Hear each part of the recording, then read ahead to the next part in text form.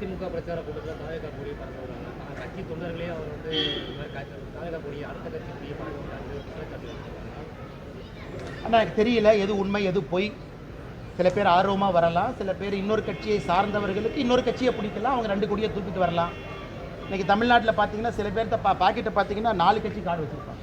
ஆனால் நீங்கள் பிஜேபியா BJP card, நீங்கள் ஏடிஎம்கேவா ஏடிஎம்கே கார்டு, நீங்கள் டிஎம்கேவா டிஎம்கே கார்டு, நீங்கள் தாவேக்காவா தாவேக்கா கார்டு, இல்லை சீமான் சீமான் கார்டு, ஏதோ ஒரு கார்டு. அதனால் எனக்கு தெரியலிங்கன்னா கூட்டத்துக்கு எல்லா தரப்பட்ட மனிதர்களும் வர்றாங்க. இன்றைக்கி ஒரு புது ஃபேஷன் நான் பார்க்குறேன். 2 கட்சிகளையும் சமமாக நான் கொண்டாடுவேன் அப்படின்னு பார்க்குறேன். அதனால் நான் கருத்து சொல்ல விரும்பலைங்க. இது வந்து நல்லது கெட்டது என்பதை தாண்டி கூட்டத்துக்கு மக்கள் வர்றாங்க, பார்க்குறாங்க. அப்படித்தான் பார்க்கணுமே நம்ம தவிர இதை ரொம்ப ஆராய்ஞ்சு போஸ்ட்மார்ட்டம் பண்ணி யார் வந்தாங்க எதுக்கு வந்தாங்கன்னு பார்க்குற அளவுக்கு தேவைன்னு நினைக்கிறேன்.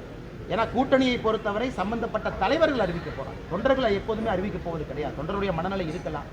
அதனால் முதலிலிருந்து நான் சொல்லி கொண்டு வருவது, ஒரு கூட்டணி என்றால் ஒருமித்த ஐடியாலஜி, ஒரு கருத்தியல் இருக்கணும், அல்லது ஒரு காமன் கோல் இருக்கணும். இன்றைக்கி தமிழகத்தில் திமுகவை தோற்கடிக்க வேண்டும் என்பது காமன் கோல் தான். அதற்காக சித்தாந்தத்தை தாண்டி சேரலாம், சேரக்கூடாது என்பது எதுவும் இல்லை.